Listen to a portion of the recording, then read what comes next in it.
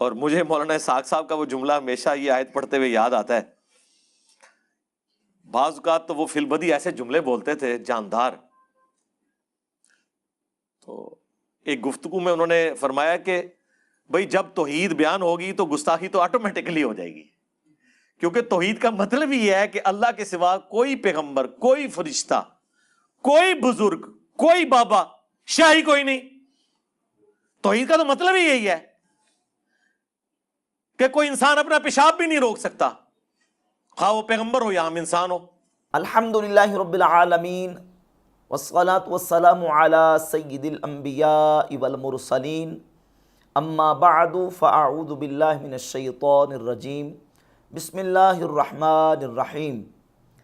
مرزا جہلمی نے انبیاء کرام علیہم الصلاۃ و تسلیمات کی شان میں بے ادبی اور گستاخی کرتے ہوئے توحید کے حوالے سے ایک بیان دیا، اور یہاں تک کہہ دیا کہ توحید جب بیان ہوگی تو انبیاء کی گستاخی تو آٹومیٹکلی ہو جائے گی، اور توحید کا مطلب ہی یہ ہے کہ نبی تو اپنا پیشاب بھی نہیں روک سکتے. نعوذ باللہ تعالی. توحید بیان کرنے کا یہ طریقہ کہ جس میں نبیوں کی گستاخی اور بے ادبی اور ان کی توہین ہو، نہ تو یہ رحمانی طریقہ ہے، نہ قرآنی طریقہ ہے، اور نہ ہی اسلام کے اندر اس طرح کی توحید بیان کرنے کی اجازت ہے. مرزا جہلمی نے توحید کی آڑ میں جو انبیاء علیہم السلام کے حوالے سے یہ بیان دیا ہے کہ وہ تو اپنا پیشاب بھی نہیں روک سکتے، نعوذ باللہ، رسول اللہ صلی اللہ علیہ وآلہ وسلم اور باقی انبیاء علیہم السلام تو اپنا پیشاب بھی نہیں روک سکتے. یہ جو تانا مرزا جہلمی نے دیا ہے توحید کا بیان کرتے ہوئے، یقیناً اس میں انبیاء علیہم الصلوۃ والتسلیمات کی توہین ہے، ان کی بے ادبی اور گستاخی ہے. اب مرزا جہلمی کے ہم نے پہلے بھی علمی انداز سے گرفت کی اور مرزا جہلمی کا مواخذہ کیا، تو مرزا جہلمی اب تک اپنے اس بیان کو ڈیفینڈ کرتا چلا جا رہا ہے، اور جیسے جیسے مرزا جہلمی اپنی اس سٹیٹمنٹ کو ڈیفینڈ کر رہا ہے ویسے ویسے مرزا جہلمی پھنستا جا رہا ہے. وہ اس لیے کہ مرزا جہلمی کے سابقہ پرانے بیانات اور نئی ویڈیوز، اگر ان تمام ویڈیوز کو اور بیانات کو جمع کیا جائے تو مرزا جہلمی کے اپنی ویڈیوز اور بیانات سے 4 پوائنٹ جو خود مرزا جہلمی نے اپنی زبان سے بیان کیے ہیں وہ ہمیں نظر آتے ہیں. نمبر 1، مرزا جہلمی نے خود یہ بیان دیا ہے کہ جب توحید بیان کی جائے تو توحید بیان کرتے وقت نبیوں کی توہین اور گستاخی کا پہلو نہیں نکلنا چاہیے. توحید ضرور بیان کریں لیکن انبیاء کی توہین نہیں ہونی چاہیے. ایک بالکل بیلنس چیز ہونی چاہیے، جو جتنی بات کتاب و سنت میں آئی اس کو اس طریقے سے بیان کرنا چاہیے. باقی اس میں کوئی ایسی اگزامپل بیان نہ کی جائے جس کی وجہ سے آپ صلی اللہ علیہ وسلم کی توہین کا پہلو ہو جائے. یہ مرزا جہلمی کا پرانا بیان ہے کہ توحید اس طرح بیان نہ کی جائے کہ جس میں نبیوں کی گستاخی اور توہین کا پہلو نکلتا ہو. اور پھر دوسرا بیان مرزا جہلمی نے توحید ہی کے حوالے سے دیا اور یہ کہا کہ توحید جب بیان کی جائے تو وہ طریقہ اختیار کیا جائے، وہ توحید بیان کی جائے جو قرآن نے توحید بیان کی ہے. کیا صحابہ کرام میں یہ بحثیں ہوئی تھیں استواء العرش کے حوالے سے یا خلق قرآن کے مسئلے کے حوالے سے؟ یہ بعد میں لوگوں نے مسئلے اٹھائے. عام بندوں کو بس وہی توحید بتائیں جو قرآن میں لکھی ہوئی ہے. اور یہ بالکل بات بجا ہے کہ جو قرآن نے توحید بیان کی ہے، توحید بیان کرنے کا افضل اور احسن طریقہ بھی یہی ہے کہ قرآنی توحید کو بیان کیا جائے. یہ دوسری سٹیٹمنٹ ہے مرزا جہلمی کی. اور مرزا جہلمی کی تیسری سٹیٹمنٹ اپنے غیر مقلد بھائیوں کے جواب میں اس نے یہ کہا کہ نبیوں کے بغیر جو توحید ہے وہ شیطانی توحید ہے. یہ کہتا ہے جی نبیوں کی جگہوں کو تلاش کرنا جو ہے وہ نعوذ باللہ اس کو شرک کی بو آتی ہے، اس کی بھی یعنی وہ توحید کی اوور توحید ڈوز ہو جاتی ہے نا. تو یہ توحید یہ والی تو نہیں ہے نا. نبیوں کے بغیر جو توحید ہے نا وہ شیطانی توحید ہے.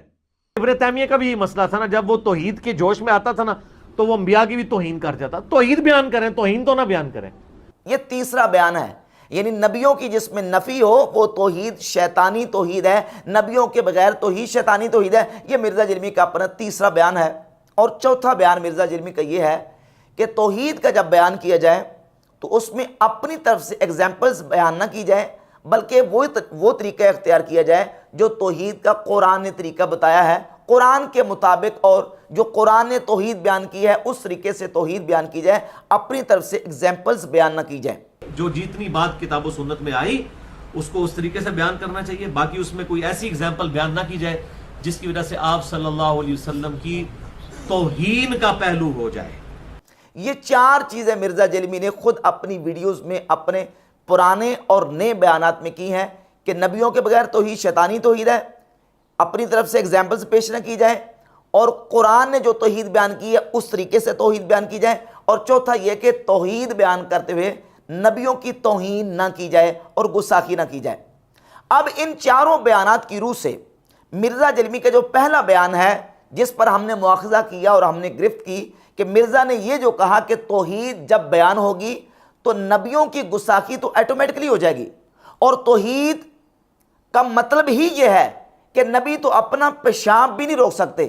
رسول اللہ صلی اللہ علیہ وآلہ وسلم کی ذات اقدس اور تمام انبیاء علیہ السلام کو پیشاب نہ روکنے کا طعنہ دینا اور نعوذ باللہ تعالیٰ یہ کہنا کہ توحید کا مطلب ہی یہ ہے کہ نبی اپنا پیشاب نہیں روک سکتے, یہ سٹیٹمنٹ مرزا جیلمی کی اپنی ویڈیوز اپنے بیانات کی روح سے بالکل گستاخانہ اور توہین پر مبنی قرار پاتی ہے. کیوں؟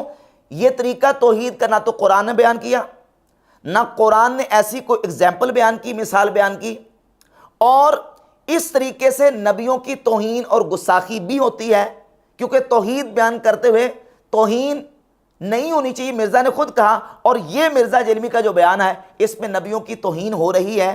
اور پھر یہ ہے کہ مرزا جیلمی نے یہ بھی کہا ہے کہ نبیوں کے بغیر جو توحید ہو وہ شیطانی توحید ہے. اب یہاں توحید بیان کرتے ہوئے مرزا جیلمی نے جو نبیوں کی نفی کرتے ہوئے ان کو نعوذ باللہ طعنہ دیا اور یہ کہا کہ وہ تو نعوذ باللہ تعالیٰ اپنا پیشاب بھی نہیں روک سکتے, مرزا جیلمی کے بیان کے مطابق اب مرزا خود فیصلہ کرے کہ یہ رحمانی توحید ہے, قرآنی توحید ہے یا کہ شیطانی توحید ہے. تو مرزا جیسے جیسے اپنا دفاع کرتا ہے ویسے ویسے اپنے بیانات میں پھنستا چلا جاتا ہے. مرزا جیلمی اب اس بیان سے چھٹکارا اور نجات حاصل نہیں کر سکتا.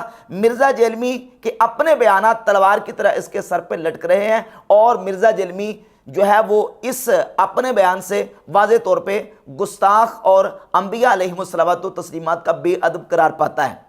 اب سوال یہ پیدا ہوتا ہے کہ جس انداز سے مرزا جیلمی توحید کا بیان کرتے ہوئے انبیاء علیہم الصلوات و تسلیمات, کیونکہ اصل ٹارگٹ اس کا نبیوں پہ حملہ کرنا ہے, بابوں کو تو درمیان میں ڈال بناتا ہے, بابوں سے شروع ہوتا ہے, بزرگ بابے فرشتے, اور پھر انبیاء علیہم الصلوات و تسلیمات کی ذات اقدس پر یہ حملہ کرنے کی ناپاک جسارت کرتا ہے, اور تقریباً بیانات میں جا کے نبیوں پہ یہ رکتا ہے.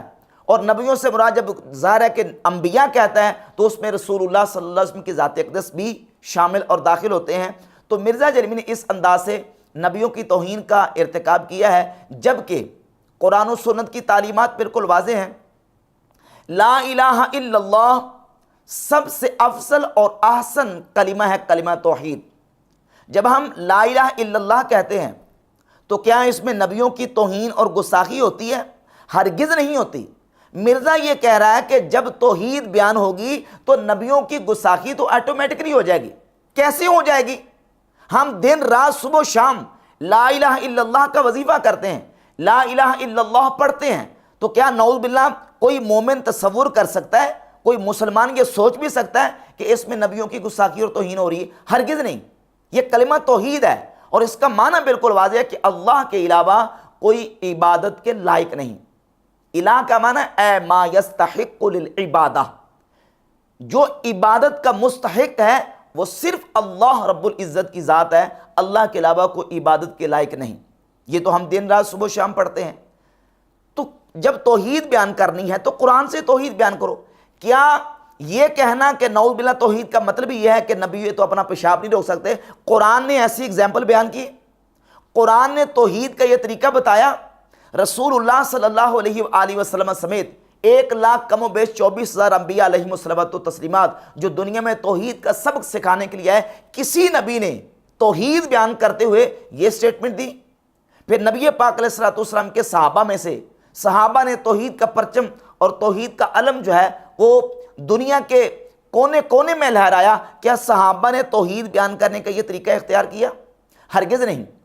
تابعین، اتباع تابعین، ائمہ مجتہدین امت کے علماء، صلحاء، محدثین اور علماء امت کے بڑے بڑے جنہوں نے لاکھوں لوگوں کو کلمہ اسلام پڑھا کے توحید سے جو روشناس کروایا، اور جن کو انہوں نے موحد بنا دیا اور اللہ کی توحید کا ماننے والا بنا دیا، کسی امت کے ولی نے، کسی امت کے عالم نے توحید بیان کرنے کا یہ طریقہ اختیار کیا جو 15ویں صدی میں مرزا جیلمی نے اختیار کیا؟ کسی نے اختیار نہیں کیا۔ مرزا جیلمی کا یہ بیان یقیناً انبیاء علیہم الصلوۃ والتسلیمات کی گستاخی اور توہین ہے۔ یہ کہنا کہ نعوذ باللہ وہ تو اپنا پیشاب نہیں روک سکتے، توحید کا مطلب ہی یہ ہے، جبکہ قرآن مجید، احادیث اور بحمد اللہ تعالیٰ امت کے اسلاف کی ایک پوری تاریخ موجود ہے ہمارے پاس۔ آج تک توحید بیان کرتے ہوئے کسی نے یہ طریقہ اختیار نہیں کیا۔ احسن کلمہ لا الہ الا اللہ یہ کلمہ ہے، افضل ترین توحید یہ ہے۔ توحید کہتے ہیں اعتقاد الوحدانیت اے عدم المشارکت الغیر لہ فی الالوہیہ۔ توحید کس کو کہتے ہیں؟ توحید کا مطلب اور معنی یہ ہے اعتقاد الوحدانیت، اللہ رب العزت کی وحدانیت کا اعتقاد، اس کی یکتائی اور تنہائی کا اعتقاد، یہ عقیدہ رکھنا کہ وہ وحدہ لا شریک ہے، اپنی ذات میں، اپنی صفات میں، عبادت میں وہ وحدہ لا شریک ہے، اس کا کوئی شریک نہیں۔ عدم المشارکت الغیر لہ فی الالوہیہ، اس کی الوہیت میں اس کا کسی کو شریک نہ ٹھہرانا، یہ توحید ہے۔ اور بحمد اللہ تعالیٰ اہل السنہ والجماعہ، ہم اہل اسلام اسی توحید پر قائم ہیں کہ ہمارا ایمان اور عقیدہ ہے کہ اللہ کی ذات میں، اس کی صفات میں اور عبادت میں اللہ رب العزت کا کوئی شریک نہیں، وہ وحدہ لا شریک ہے، وہ یکتا ہے، وہ تنہا ہے۔ اور شرک توحید کی ضد ہے۔ شرک کسے کہتے ہیں؟ ہوا اثبات الشریک فی الالوہیہ بمعنی وجوب الوجود کمال المجوس، اور بمعنی استحقاق العبادت کمال عبادت الاصنام۔ اللہ رب العزت کی الوہیت میں کسی کو اس کا شریک ٹھہرانا، اس کے واجب الوجود ہونے میں کسی کو اس کا شریک ٹھہرانا، جس طرح کہ مجوسیوں کا عقیدہ ہے، وہ دو واجب الوجود مانتے ہیں، اہرمان اور یزدان۔ تو اللہ رب العزت کے ساتھ کسی کو واجب الوجود ٹھہرانا بھی شرک ہے، اور اللہ رب العزت کی عبادت میں اس کے ساتھ کسی کو شریک ٹھہرانا یہ بھی شرک ہے، جس طرح کہ بتوں کی پوجا کرنے والے بتوں کو عبادت میں اللہ رب العزت کا شریک ٹھہراتے ہیں۔ تو اس کی ذات میں، اس کی صفات میں، واجب الوجود ہونے میں اور عبادت کے اعتبار سے اللہ رب العزت کا کسی کو شریک ٹھہرانا یہ شرک ہے، اور اللہ رب العزت کو ذات و صفات اور عبادت میں وحدہ لا شریک ماننا یہ توحید ہے۔ اب یہ بہترین طریقہ ہے توحید بیان کرنے کا کہ قرآن مجید سے توحید بیان کی جائے، اور جو احسن کلمہ ہے توحید کا، لا الہ الا اللہ، اللہ کے علاوہ کوئی عبادت کے لائق نہیں۔ اب اس کو چھوڑ کے مرزا جیلمی اپنی طرف سے ایگزامپلز پیش کر کے انبیاء کرام علیہم الصلوۃ والتسلیمات کی توہین کرے، تو یہ طریقہ ہرگز نہ قرآن کے مطابق ہے، نہ سنت کے مطابق ہے، اور نہ ہی اس کی اسلام اجازت دیتا ہے۔ خود مرزا جیلمی یہ بیانہ دے چکا ہے کہ توحید بیان کرتے ہوئے اس طرح انداز اختیار نہیں کرنا چاہیے، اور پھر ابھی جو نیا لیٹسٹ بیان دیا ہے اس میں اس نے یہ کہا ہے، پہلے تو یہ کہا تھا کہ توحید قرآن سے ہونی چاہیے، اب یہ کہتا ہے کہ آپ ایگزامپلز پیش کر سکتے ہیں، اس کا قرآن و سنت سے ہونا ضروری نہیں ہے۔ میں آپ کو دعوے سے کہتا ہوں کہ حضرت ابوبکر کے زمانے میں اگر کوئی شخص یہ کہتا نا کہ یہ عبداللہ شاہ غازی نے سمندر روکا ہوا ہے، تو ابوبکر نے کہنا تھا تم میں سے جو یہ سمجھتا ہے نا کہ عبداللہ شاہ غازی نے سمندر روکا ہے، وہ جان لے کہ عبداللہ شاہ غازی ہو یا کوئی بڑے سے بڑا بزرگ ہو، خواہ کوئی پیغمبر ہو، خواہ کوئی بابا ہو، اپنا پیشاب بھی نہیں روک سکتا۔ آپ اسے لکھوا لیں کہ یہ بات ہونی تھی۔ تو جب فتنہ اٹھتا ہے نا تو جواب اس لیول پہ آتا ہے، اور اس کے لیے یہ ضروری نہیں ہوتا کہ وہ بات قرآن و حدیث میں لکھی ہوئی ہو، اور اس کے لیے یہ ضروری نہیں ہوتا کہ وہ بات قرآن و حدیث میں لکھی ہوئی ہو۔